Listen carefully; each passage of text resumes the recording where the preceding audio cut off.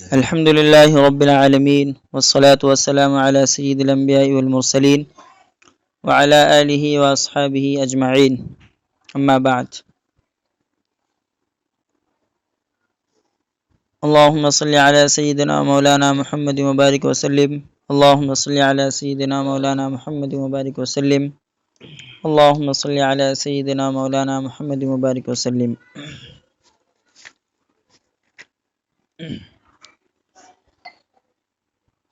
اللہ کے نبی صلی اللہ علیہ وسلم کی سیرت پاک مبارک زندگی وہ آپ کے سامنے کھول کر انشاءاللہ بتانا ہے. اللہ کے نبی صلی اللہ علیہ وسلم کی پیدائش سے پہلے دنیا کی کیا حالت تھی اس پر ذرا ایک نظر کر لیتے ہیں تاکہ ہمیں معلوم ہو جائے کہ اللہ کے نبی صلی اللہ علیہ وسلم کے دنیا میں تشریف لانے کے بعد کیا تبدیلی آئی، کیا انقلاب برپا ہوا، کیا بدلاؤ آیا.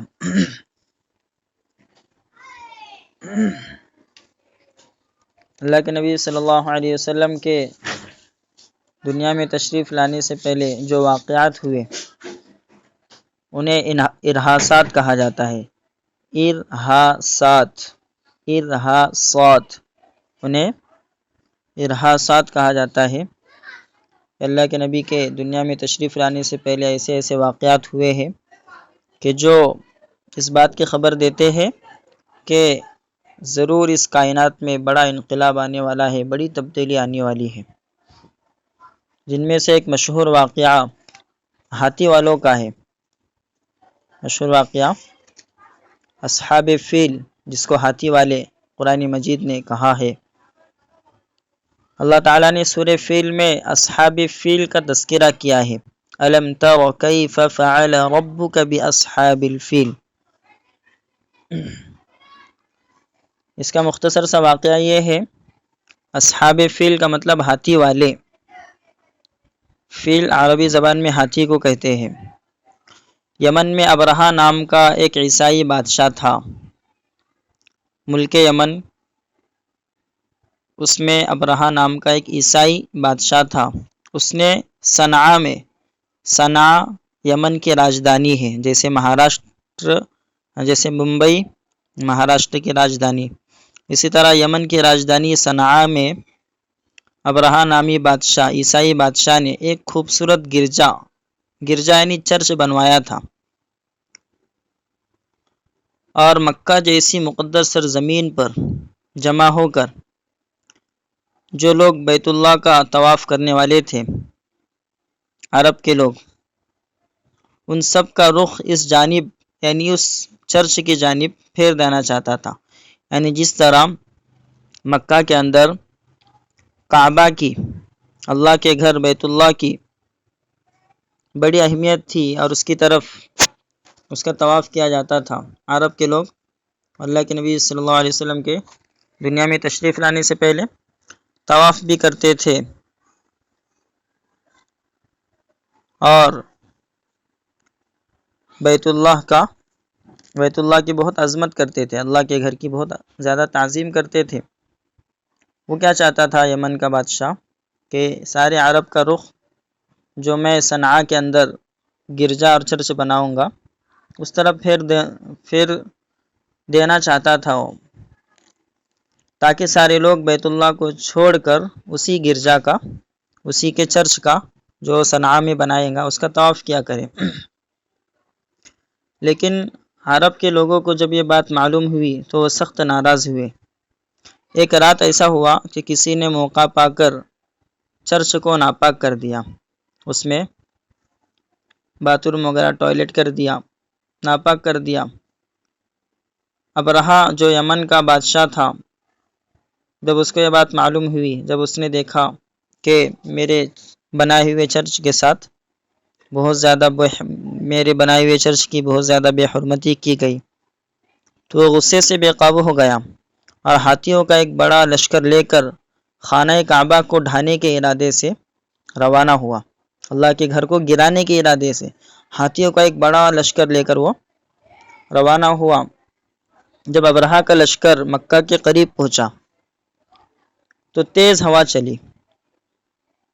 چلی اور سمندر کی جانب سے پرندوں کے جھنڈ اڑتے ہوئے لشکر پر چھا گئے۔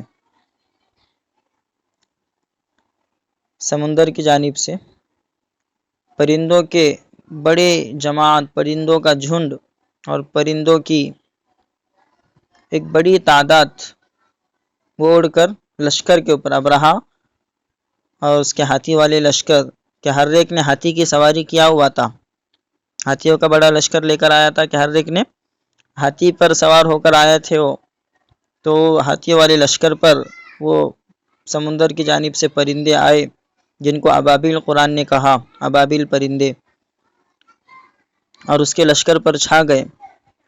اس کی چونچ، ان پرندوں کی چونچ اور دونوں پنجوں میں چھوٹے چھوٹے پتھر تھے۔ وہ ہاتھیوں کے لشکر پر ان پتھروں کو گرانے لگے۔ وہ پتھر گولی کا کام کرتا، جس پر گرتا اس کے بدن کو پھاڑتا ہوا باہر نکل جاتا۔ اس طرح سارے لشکر کو چھلنی کر ڈالا۔ اس میں سے بعض لوگ بدحالی میں بھگتے ہوئے یمن پہنچے، بعض لوگ یمن جا کر پہنچے اپنے ملک کی طرف۔ انہی میں ابرہا بادشاہ بھی تھا جو اس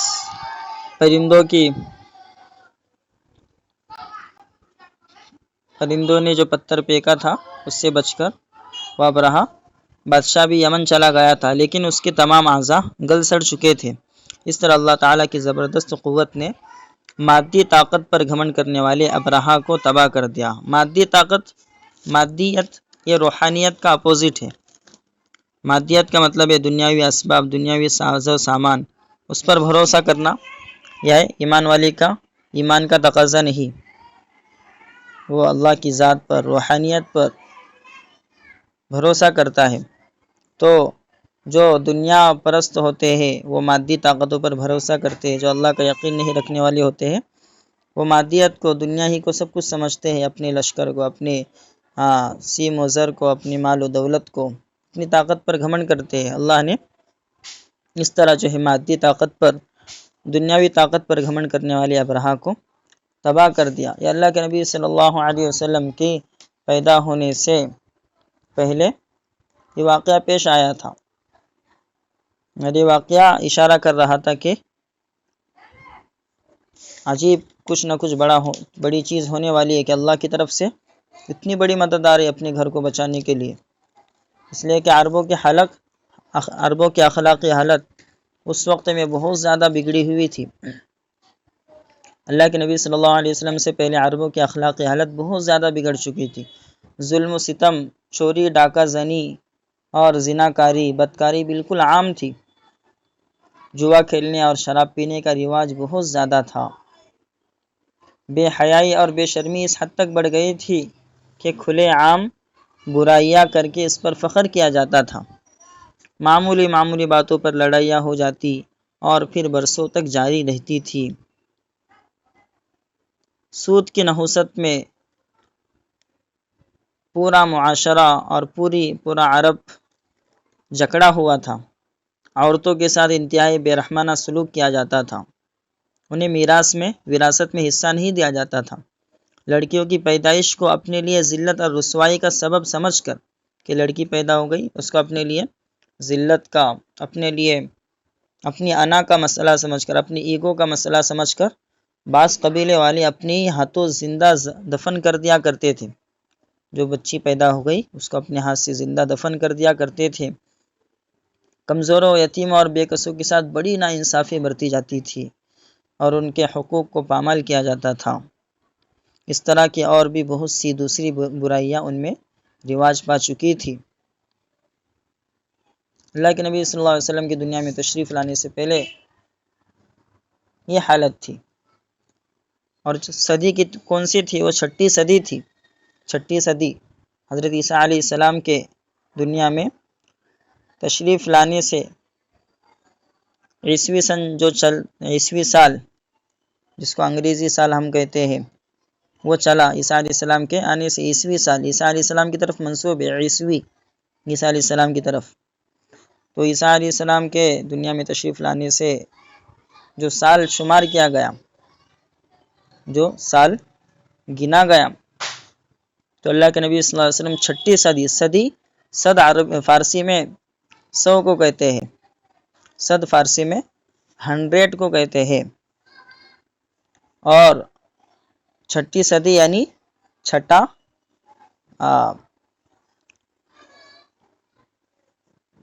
چھٹے 600 سال کے اندر 600ویں صدی میں. تو چھٹی صدی کب سے شروع ہوں گی؟ جب 5 صدیاں مکمل ہو جائیں گی، 500 سال مکمل ہو جائیں گے، تو اس کے بعد سے 501 سال سے چھٹی صدی شروع ہو جائیں گی. تو اللہ کے نبی صلی اللہ علیہ وسلم کی جو پیدائش ہوئی ہے 570 سال میں، 570 عیسوی میں اللہ کے نبی صلی اللہ علیہ وسلم کی پیدائش ہوئی ہے.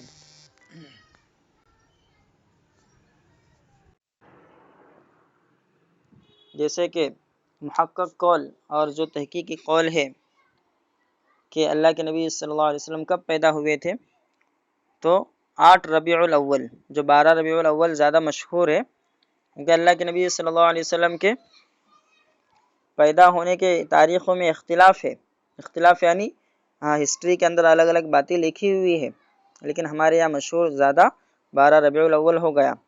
لیکن اتنی بات ضرور ہے کہ اللہ کے نبی صلی اللہ علیہ وسلم کی وفات، دنیا سے چلا جانا 12 ربیع الاول کو ہوا، یہ کنفرم ہے. لیکن اللہ کے نبی صلی اللہ علیہ وسلم کی دنیا میں آنے کی جو تاریخ ہے اردو مہینے کے حساب سے، وہ کنفرم نہیں ہے، 12 ربیع الاول کنفرم نہیں ہے. اس لیے 12 ربیع الاول کو عید میلاد النبی منانا، یہ جب کنفرم نہیں ہے، یقینی بات نہیں ہے، تو عید میلاد النبی منانا تو جائز ہے ہی نہیں، وہ تو الگ مسئلہ ہے. بات یہ چل رہی تھی کہ اللہ کے نبی صلی اللہ علیہ وسلم کی پیدائش کب ہوئی، تو صحیح بات یہ کہ 8 ربیع الاول کو، بعض لوگ 9 ربیع الاول بھی کہتے ہیں، 8 ربیع الاول پیر کے دن اپریل 570 عیسوی میں، اپریل 570 عیسوی میں اللہ کے نبی صلی اللہ علیہ وسلم کی پیدائش ہوئی. تو 570 عیسوی یعنی چھٹی صدی میں اللہ کے نبی صلی اللہ علیہ وسلم کی پیدائش ہوئی.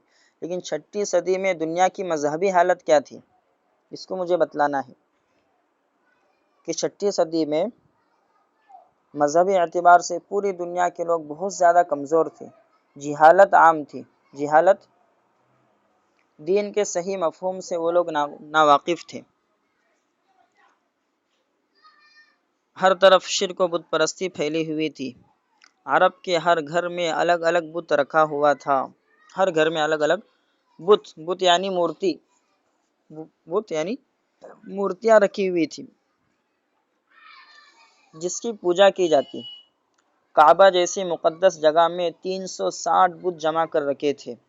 اس کے علاوہ مختلف جگہوں پر، الگ الگ جگہوں پر سورج کی عبادت کی جاتی، چاند، ستارے اور آگ کی بھی پوجا کی جاتی تھی. یہ مذہبی حالت تھی عربوں کی. اور جو لوگ اپنے آپ کو آسمانی مذہب والے سمجھتے تھے، آسمانی مذہب والے یعنی یہود اور نصارہ،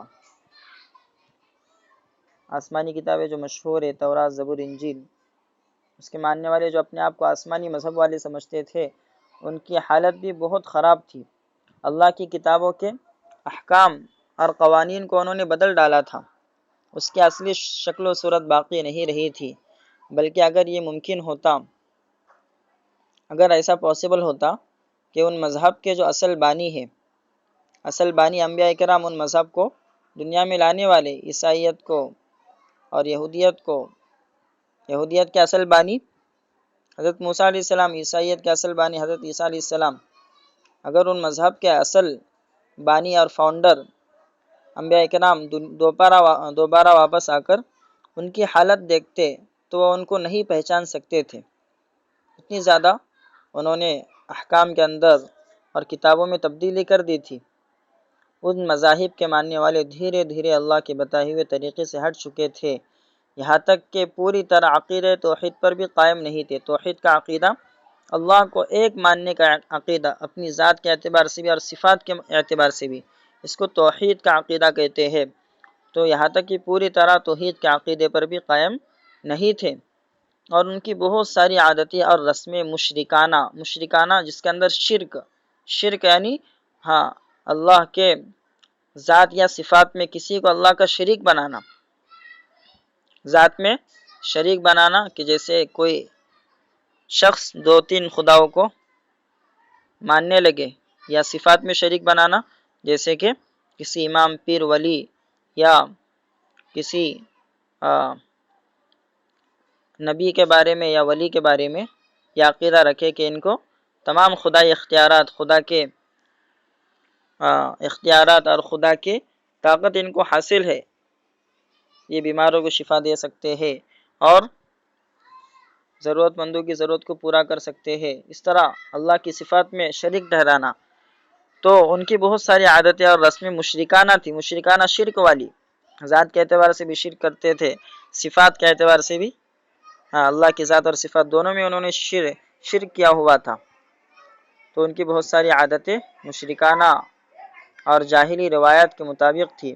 ان ساری چیزوں کی اصلاح اور صحیح رہنمائی کے لیے اللہ تعالیٰ نے حضور صلی اللہ علیہ وسلم کو مبعوث فرمایا۔ یہ اللہ کے نبی صلی اللہ علیہ وسلم کی دنیا میں آنے سے پہلے کی حالت تھی۔ اب جو اللہ کے نبی صلی اللہ علیہ وسلم دنیا میں آ رہے ہیں، لیکن آنے سے پہلے آپ کے آنے کی خوشخبری سنائی جا رہی ہے۔ آپ کے آنے کی سے پہلے آپ کے آنے کی خوشخبری سنائی جا رہی ہے۔ اللہ کے نبی صلی اللہ علیہ وسلم سے پہلے جتنے انبیاء کرام گزرے ہیں، ہر ایک نے اپنی قوم کو آخری نبی حضرت محمد صلی اللہ علیہ وسلم کے آمد کی خبر دی ہے، آپ کے دنیا میں تشریف لانے کی خبر دی ہے ہر نبی نے، اور آپ صلی اللہ علیہ وسلم کی مختلف نشانیاں بتا کر آپ پر ایمان لانے کا عہد لیا ہے، آپ پر ایمان لانے کا انہوں نے وعدہ لیا اپنی امت سے، اپنی قوم سے۔ چنانچہ ہزار تبدیلیوں کے باوجود آج تک تورات و انجیل میں وہ علامات اور نشانیاں موجود ہیں جو آپ صلی اللہ علیہ وسلم کی ذاتی گرامی میں موجود تھی۔ حالانکہ تورات و انجیل بدل چکے، لیکن وہ نشانیاں آج بھی موجود ہیں۔ خود تورات و انجیل والے بھی اس حقیقت سے خوب واقف ہے، جیسا کہ اللہ تعالیٰ فرماتا ہے کہ جن لوگوں کو ہم نے کتاب یعنی تورات اور انجیل دی ہے، وہ رسول اللہ صلی اللہ علیہ وسلم کو ان کتابوں میں بیان کی ہوئی نشانیوں کی بنا پر اپنے بیٹی کی طرح خوب پہچانتے تھے۔ الذین آتیناہم الکتاب یعرفونہ کما یعرفون ابناءہم، اپنے بیٹوں کی طرح ان نشانیوں کو، جسے اپنے بیٹے کو پہچاننے میں کوئی دقت نہیں ہوتی، ان نشانیوں کی بنا پر اللہ کے نبی کو پہچانتے تھے تورات اور انجیل والے، یہودی اور عیسائی، مگر اس کے باوجود ان میں سے ایک جماعت جان بوجھ کر حق بات کو چھپاتی ہے۔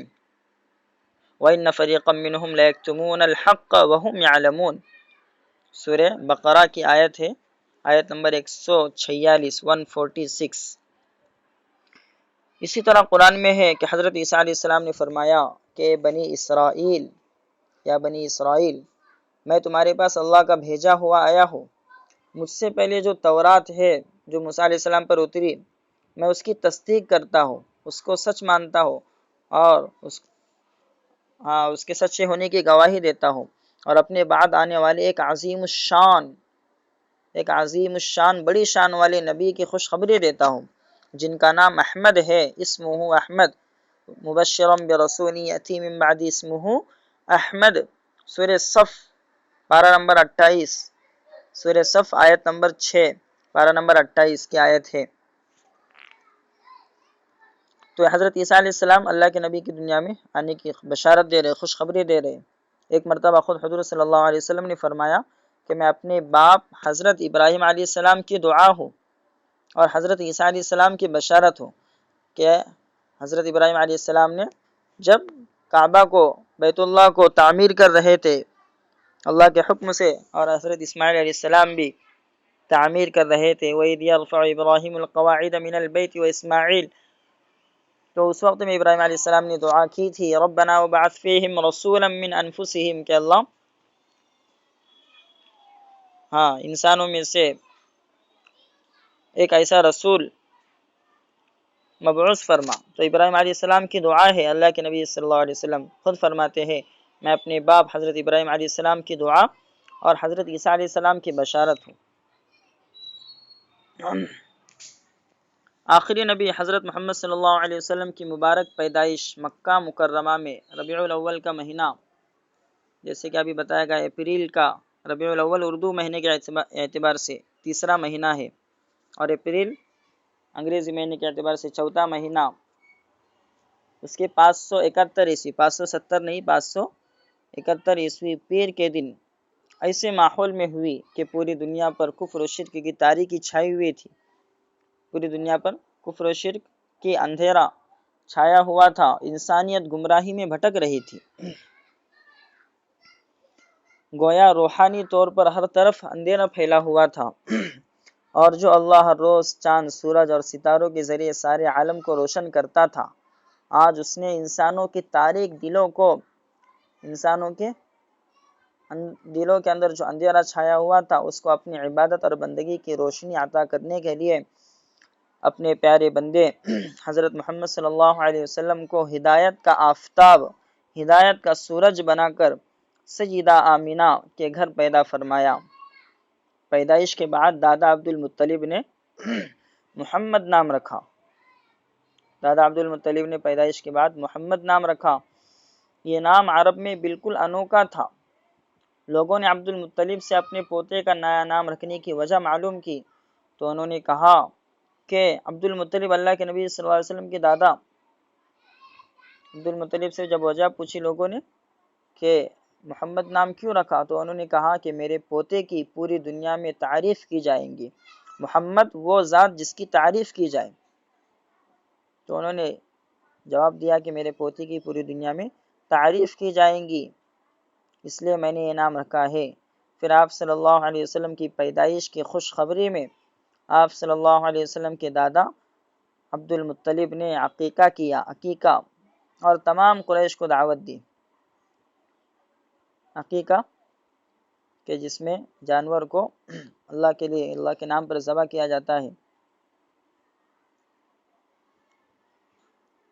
تو عقیقے کی بڑی فضیلت ہے، خود اللہ کے نبی صلی اللہ علیہ وسلم کا عقیقہ ہوا ہے۔ عقیقے کی بڑی فضیلت اور عقیقے کا بڑا فائدہ یہ ہے کہ جو بھی بلا مصیبت اور مشکلات آنے والی ہوتی ہے بچے پر، اللہ تعالی عقیقہ کرنے کی برکت سے بلا مصیبتوں کو اور آفتوں کو ختم کر دیتے ہیں۔ لیکن ہمارے یہاں ایک عجیب طرح کی رسم ہے کہ بچے کا نام وہ 7ویں دن رکھنا سنت ہے، لیکن بچے کے نام کو 40ویں دن پر رکھا جاتا ہے، چلہ کیا جاتا ہے، چلے میں دعوت کی جاتی ہے، اس میں جانور کو اللہ کے نام پر ذبح نہیں کیا جاتا۔ رسم چل پڑی ہمارے معاشرے کے اندر، حالانکہ سنت کے مقابلے میں ہم رسم کو زیادہ فوکس کر رہے ہیں، اس لیے ہمیں چاہیے کہ عقیقے کی سنت کو ہم زندہ کریں۔ عقیقہ جو ہے موت تلک کیا جا سکتا ہے، ایسا نہیں کہ بچہ بچپن کی حالت میں عقیقہ کیا جائے، ایسا کچھ ضروری نہیں، لیکن بہتر ہے کہ بچپن کی 7ویں دن عقیقہ کرنا مستحب ہے۔ عقیقہ تو سنت ہے، لیکن یہ 7ویں دن کرنا مستحب پسندیدہ عمل ہے۔ 7ویں دن نہ ہو سکا تو 14ویں دن نہ ہو سکا تو 21ویں دن۔ اور پھر جو ہے علماء نے یہ اصول بتلا دیا کہ بچہ، جیسے کہ مولانا اشرف علی تھانوی رحمۃ اللہ علیہ نے اصول اور ایک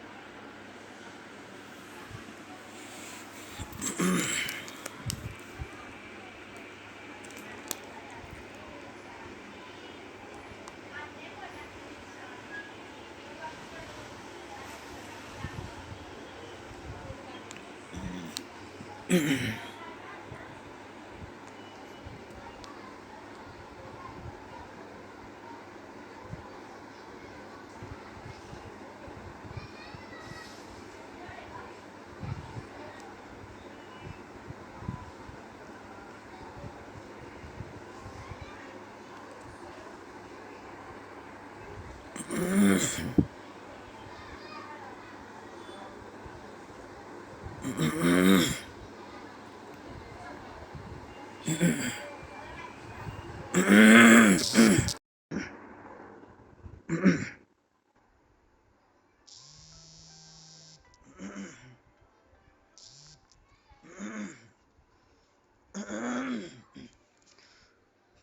نیٹ ورک ایشو کی وجہ سے 1-2 منٹ غائب ہو گیا تھا، اب واپس آ چکا ہوں۔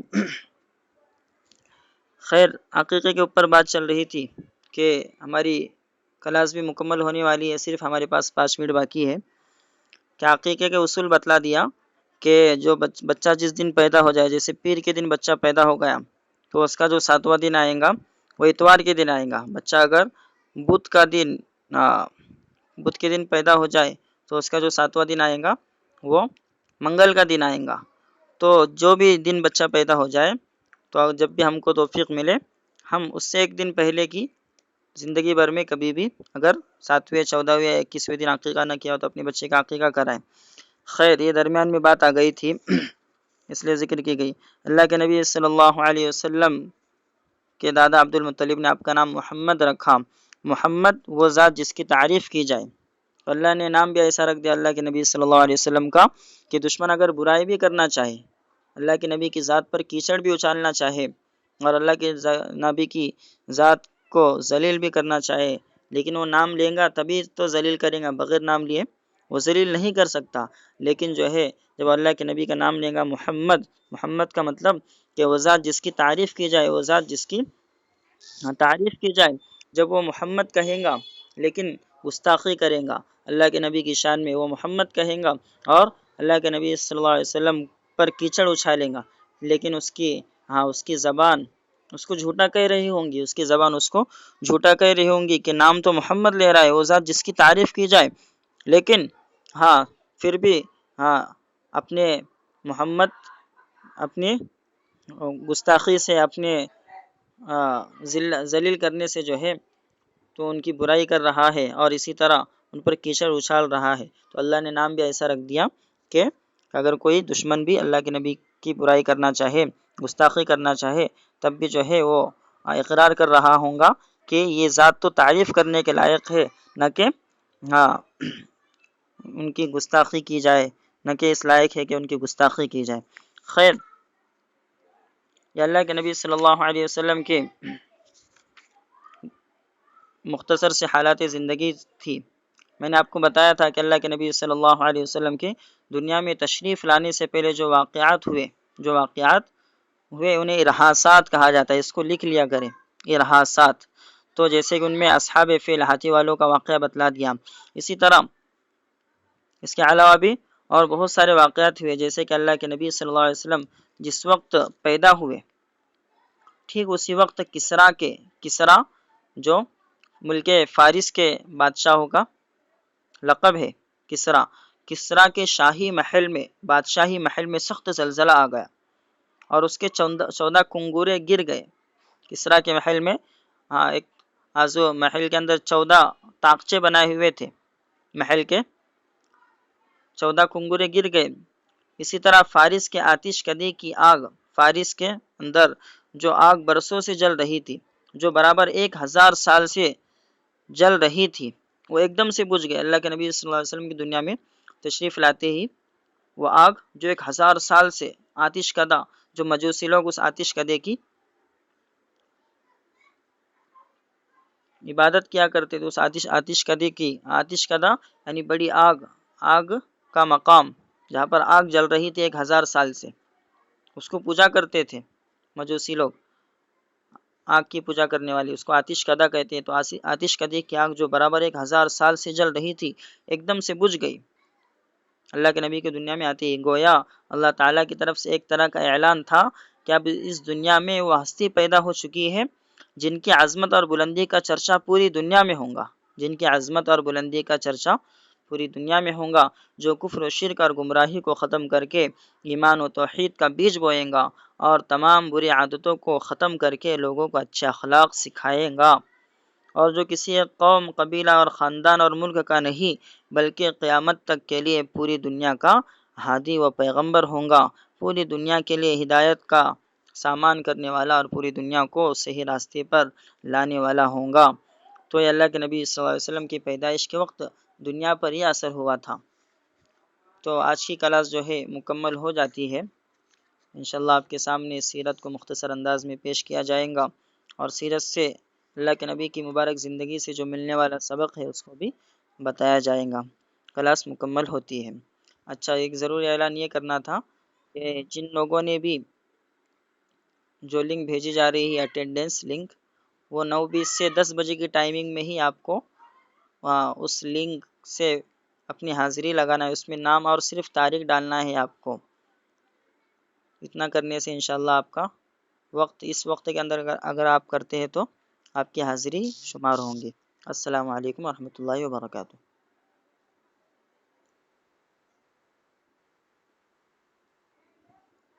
جی